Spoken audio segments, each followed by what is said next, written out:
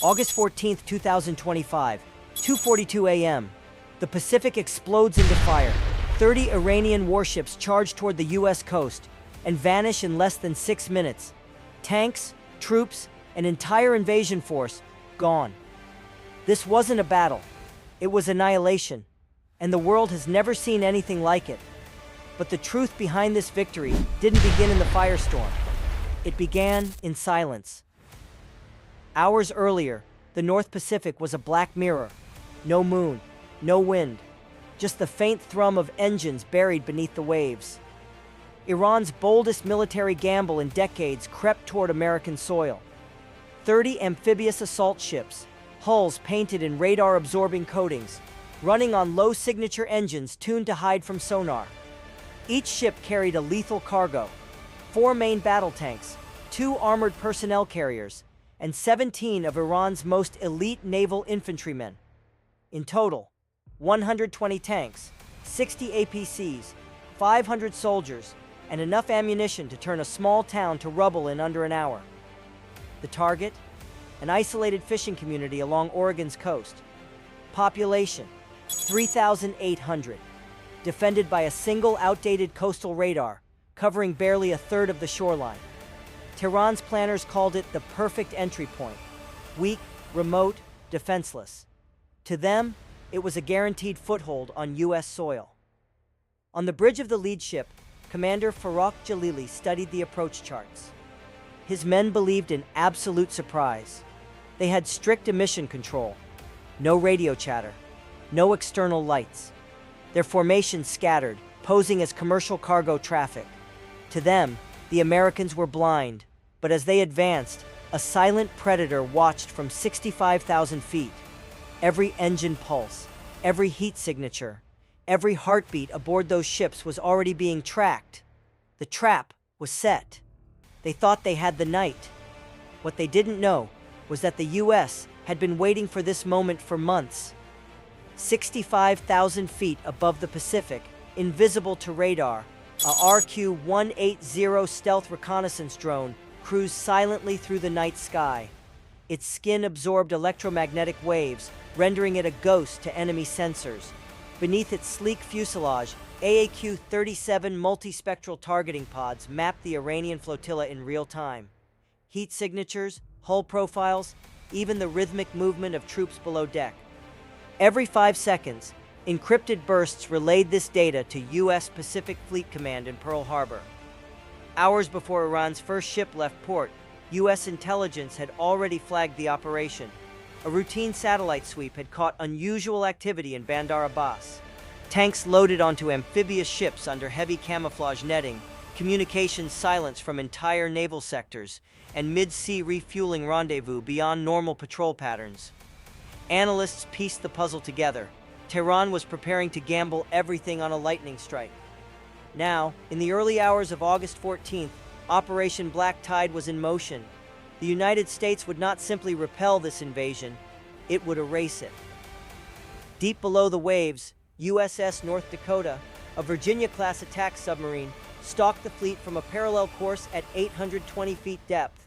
Its AN/BQQ-10 sonar array painted every Iranian vessel with stunning clarity. 10 miles offshore, 2 coastal missile batteries stood armed and hidden beneath retractable camouflage canopies, each tube preloaded with RGM-84 Harpoon Block II plus anti-ship missiles.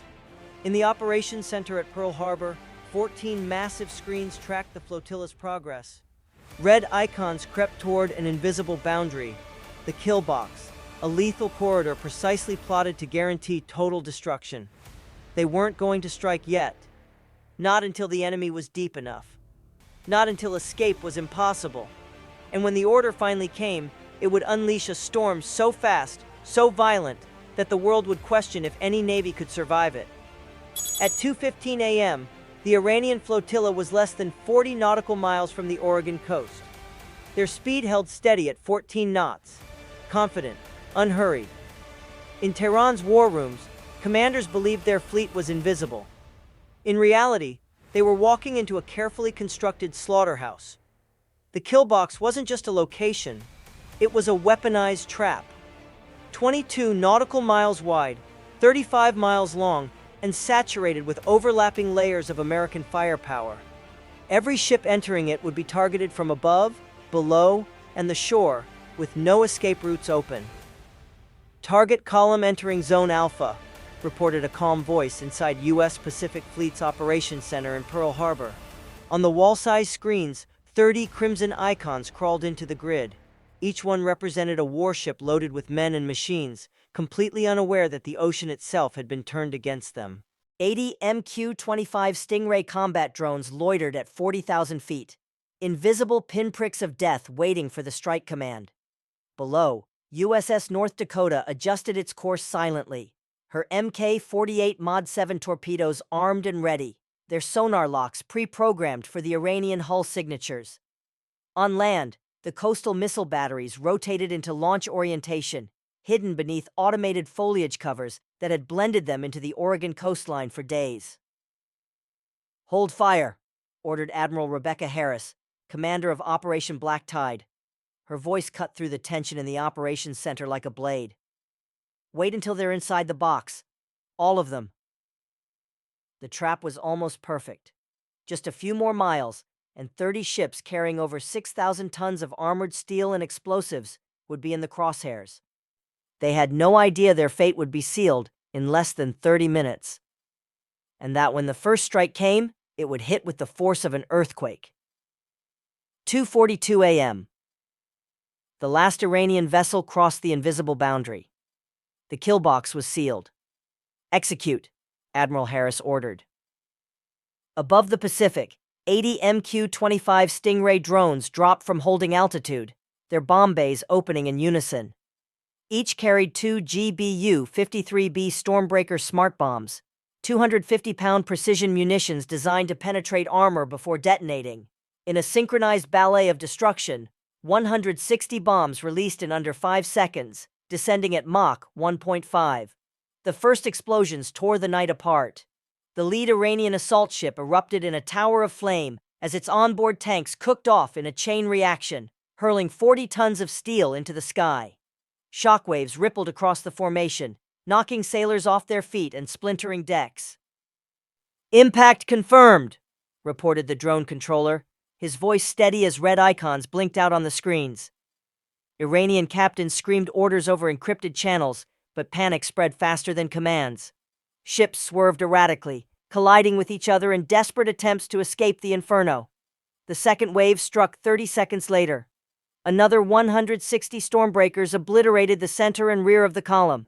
Ammunition holds detonated like volcanoes, sending plumes of fire hundreds of feet high. Entire vessels broke apart under the relentless precision of the strike. Beneath the chaos, USS North Dakota unleashed 4 Mk-48 heavyweight torpedoes. They streaked silently through the dark, each guided to the belly of a fleeing ship. Moments later, 4 thunderous underwater explosions ripped through hulls, snapping them in half. In less than 1 minute, 14 ships were burning, sinking, or shattered. Hundreds of Iranian troops either killed instantly or thrown into the freezing Pacific. And this was only the beginning. The deadliest phase of the trap had yet to come.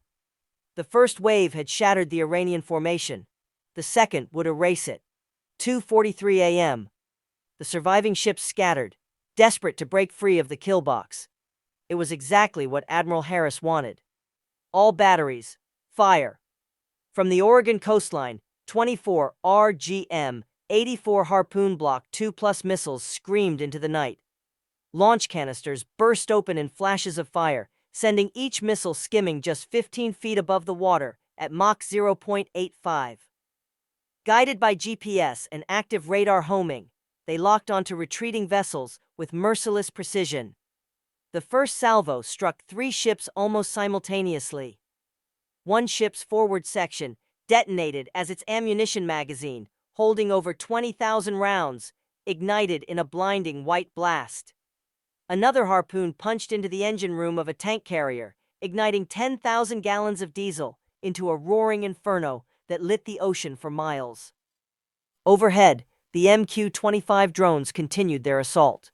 Switching to AGM-114R Hellfire missiles, they hunted individual targets, lifeboats, small assault craft, anything still moving.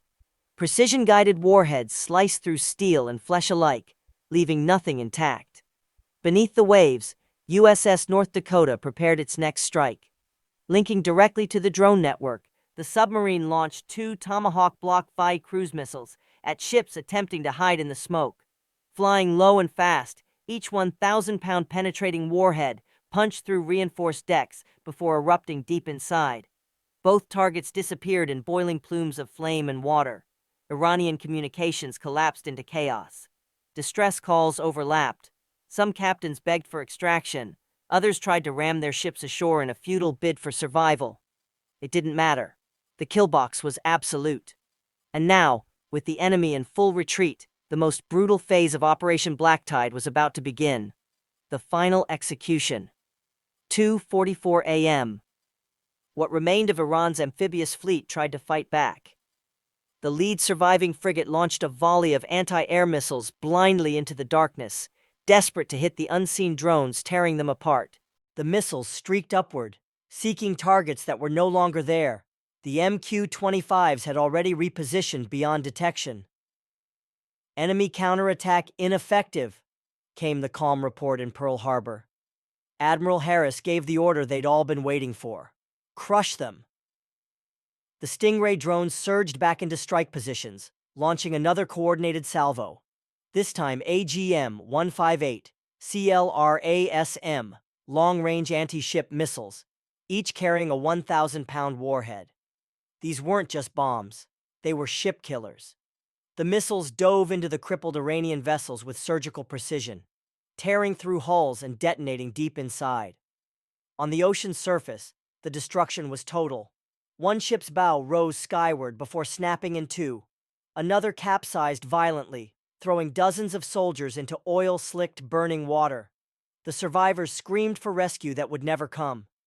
Inside the Iranian command channels, panic devolved into chaos. Encrypted lines flooded with overlapping pleas, screams, and fragmented orders. Commanders tried to rally their crews, but discipline had evaporated. Some men abandoned ship in lifeboats, only to be obliterated by hovering drones. Others locked themselves below deck, awaiting the inevitable.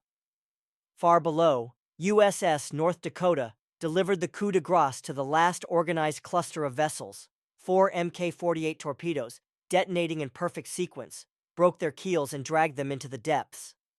On the big screens in Pearl Harbor, the red icons vanished one by one. What had been a formidable invasion fleet minutes ago was now a graveyard of twisted metal and burning fuel. But Admiral Harris wasn't done. The final order would send a message to the world, and it was about to be broadcast in fire. 2:45 a.m. The last surviving Iranian ships had abandoned any thought of assault. Engines roared as they pushed to maximum speed, leaving long white wakes in a frantic sprint westward. Their only hope was escape. Final phase. All assets, execute, Admiral Harris commanded. From the Oregon coastline, the 2nd Coastal Battery roared to life. 12 more Harpoon Block 2+ missiles burst from their tubes, streaking low over the water. Their onboard targeting systems updated mid-flight via satellite, zeroing in on the fleeing ships like predators sensing blood. The first Harpoon struck amidships on a transport carrying 4 main battle tanks. The explosion tore the vessel apart, detonating its cargo in a violent chain reaction. A second slammed into the bridge of another ship, decapitating its command crew instantly. Overhead, the MQ-25 drones continued their hunt. Switching to autonomous combat mode, they locked onto every remaining heat source in the kill box. AGM-114R Hellfire missiles rained down on lifeboats, skimming assault craft, and desperate swimmers clinging to wreckage. There would be no survivors left to regroup. Beneath the waves, USS North Dakota delivered the final strike. 2 Tomahawk Block V cruise missiles launched from her torpedo tubes, breaching the surface at high speed before leveling off just above the waves. They found their marks, the last 2 functioning Iranian warships. Both were obliterated in twin columns of fire that lit the horizon. By 2:48 a.m., the battle was over. 30 Iranian warships, 120 tanks, 60 armored carriers, and 500 elite troops, erased in under 6 minutes. The kill box had done its job with brutal perfection, but as the flames died, U.S. intelligence teams detected something far more alarming in the wreckage, and it would change everything. 3:10 a.m. The North Pacific was no longer a battlefield, only a graveyard. Burnt oil floated in wide, iridescent slicks across the waves. Shattered hulls jutted from the water like the bones of dead leviathans. And through this wreckage, MH-60R Seahawk helicopters swept low, winching survivors from the freezing sea. Of the 500 Iranian troops who set sail, 200 were pulled alive from the water, many burned, wounded, and shivering from hypothermia. Among them were 3 high-ranking Iranian naval officers, their uniforms torn, their faces gray with shock. Each carried encrypted tablets sealed in waterproof cases. On board the USS Blue Ridge, the U.S. Navy's command ship, forensic cyber teams immediately began decrypting the seized devices. Within 36 hours, the truth emerged. The assault on Oregon was only Phase 1. 2 additional amphibious task forces had been staged to strike Hawaii and Alaska in the coming weeks. Those forces were now exposed and neutralized before they ever left port. The fallout was immediate and global. Pentagon satellite imagery of the battle zone was released to the press, showing dozens of oil fires burning across 40 square miles of ocean. International media called it the 6-minute war, the most decisive naval engagement since World War II. In Tehran, the government scrambled to explain how an entire invasion force had been annihilated without landing a single soldier. In Washington, Admiral Harris addressed only one line to the press: "Let this be a warning. The United States will not be caught off guard." But buried in the recovered data was a final, chilling revelation, proof that this invasion wasn't Iran's idea alone. The decrypted data stunned Washington. Hidden within layers of encryption were communications logs showing coordination between Iranian planners and unidentified foreign operatives. Shipments of advanced targeting equipment, encrypted satellite relays, and pre-invasion reconnaissance had all come from outside Iran. This wasn't just a rogue strike, it was part of something far larger. Within 48 hours, the world had seen the satellite images, an entire invasion force reduced to smoldering wreckage. International reaction was immediate. NATO allies hailed the U.S. response as proof of Western superiority at sea. Potential adversaries, Russia, China, North Korea, quietly convened emergency meetings, analyzing every second of Operation Black Tide. Their conclusion was inescapable. The U.S. killbox strategy was unstoppable. Defense analysts called it a paradigm shift in modern warfare. No longer could an enemy rely on stealth, numbers, or speed. Real-time surveillance, autonomous weapons, and layered firepower had changed everything. The U.S. hadn't just defended its coastline, it had set a new standard for absolute deterrence. Inside Iran, the fallout was catastrophic. Hardline generals were arrested. Riots erupted in Tehran as images of burning ships flooded the internet despite government censorship. The Iranian Navy, once a regional power, was now crippled beyond recovery. But amid the celebrations in Washington, a quiet unease lingered. The intel revealed codenames for other operations, hints of planned attacks not just on the U.S., but on global shipping lanes and strategic choke points. Someone, somewhere, was pulling strings far beyond Tehran's reach. Admiral Harris stood in the Pacific Fleet Command Center, eyes fixed on a map dotted with red flashpoints around the globe. "This was a warning shot," she said softly. "The real war hasn't even started." And in a secure bunker thousands of miles away, an unknown figure watched the same footage of Iran's defeat and smiled. The world celebrated, but behind closed doors, a far darker reality was emerging. In a classified briefing at the Pentagon, U.S. intelligence chiefs laid out what the decrypted data truly revealed. The invasion of Oregon had been a test, a probing strike to measure American response times, capabilities, and willpower. Behind Iran stood a shadow network of financiers, arms suppliers, and military advisors spanning multiple continents. The fingerprints of a far more formidable adversary were everywhere. one the United States had not yet named publicly. Admiral Harris listened silently as the briefing concluded.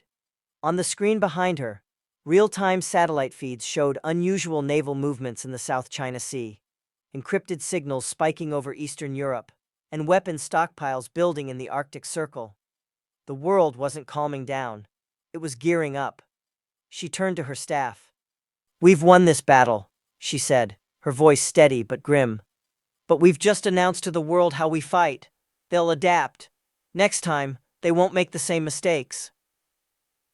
Thousands of miles away, in a dimly lit underground bunker, a lone figure studied the same satellite images. His face was partially hidden in shadow as he issued a single command in a foreign tongue. A massive map lit up behind him, with targets across the globe marked in red. The camera in your mind's eye pulls back from his bunker, rising through layers of earth and stone, out into a night sky alive with the hum of unseen activity. Ships moving, aircraft scrambling, preparations accelerating. The ocean around Oregon is finally quiet again, but it is not peace. It is the silence before a storm the world has never seen. The next war has already begun, and America may not be ready for what's coming.